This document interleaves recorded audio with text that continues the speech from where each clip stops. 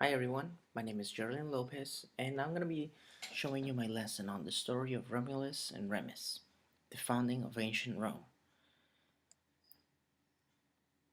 So, this lesson is recommended for 6th grade students, particularly in ELA Social Studies. I am a social studies teacher, so this is one of the lessons that I will definitely be working with my students. In this lesson, students will read and analyze a nonfiction text. Students will answer and review comprehension questions, and students will use textual evidence to argue, connect, and support their ideas. All right, well, learning theories. Um, Teacher will use positive reinforcement throughout the lesson to encourage participation. Material is taught through story, not really a textbook or text um, a general textbook.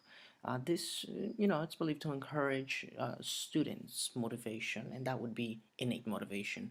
I have seen that students really enjoy stories that are part of, history, as opposed to just reading textbooks that are very non-personal in a way.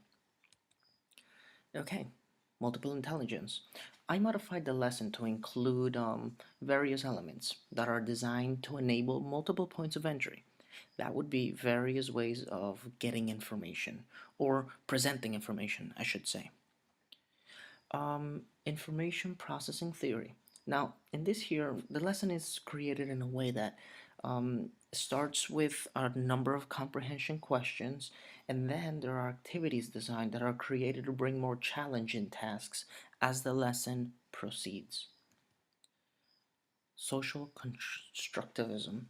Now, here, students discuss, they do group work, and the lesson is designed in a way that it encourages students to participate, to collaborate, and to engage with the lesson. All right. Common Core standards. Now, these are the Common Core standards that actually came with the lesson, that were already part of the lesson. We have the first one, read closely to determine what the text says explicitly and to make logical inferences from it. Cite specific textual evidence when writing or speaking to support conclusions drawn from the text. Next one is determine central ideas or themes of a text and analyze their development. Summarize the key supporting detail and ideas.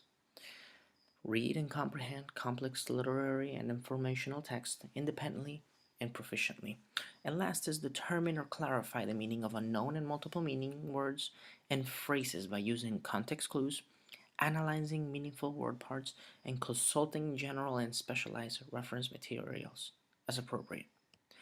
Okay, as far as the Common Core standards, key ideas and details, these are some of the Common Core standards that I added to this particular lesson, in which I will talk about in a little bit. So, cite textual evidence to support analysis of what the text says explicitly, as well as inferences drawn from the text. This is, of course, on the part of the assignment where students will use textual evidence to support their ideas. Integration of knowledge and ideas. Integrate information presented in different media formats, visually, quantitatively, as well as in words to develop a coherent understanding of a topic or issue. Great. Now lesson modification. What did I do to change this lesson? Well, extra activities were added to encourage students' interaction.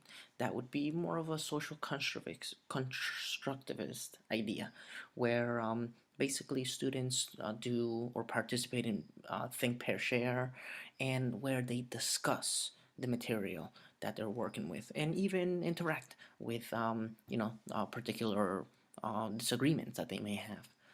We have Common Core activities were aligned to the original lesson. Since there were already Common Core standards, I added a couple of things. I modified it in a way. Multimedia was integrated to support visual and auditory learners. That's because the lesson really was only the reading, and I decided to implement a video story in order to, enhance those particular learners and everyone in general. Great. Um, Now, lesson sequence and activities. This is really how the lesson is gonna go.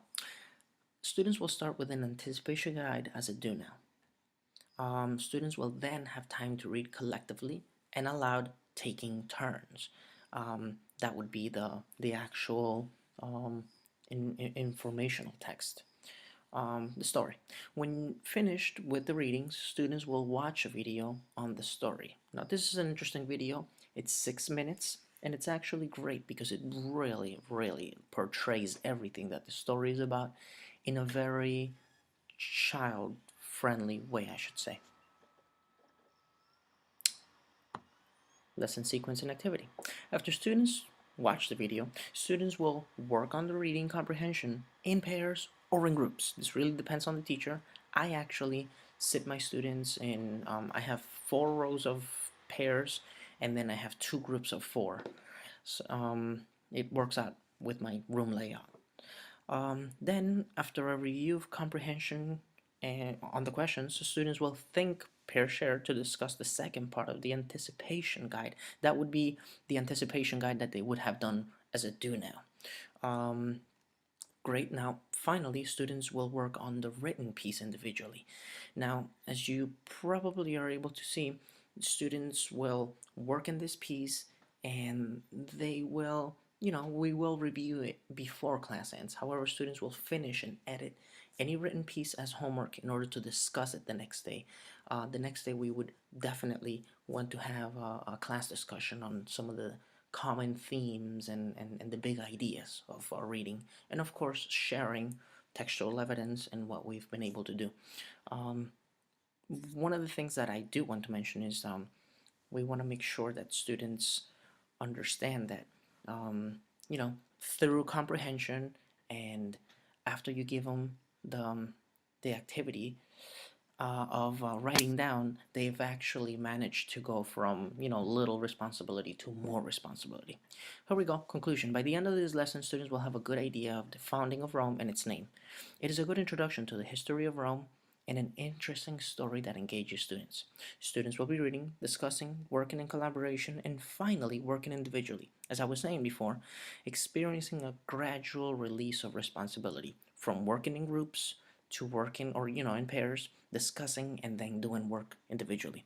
Students will then be assessed on both reading comprehension and as well as responses, making sure they've achieved the criteria.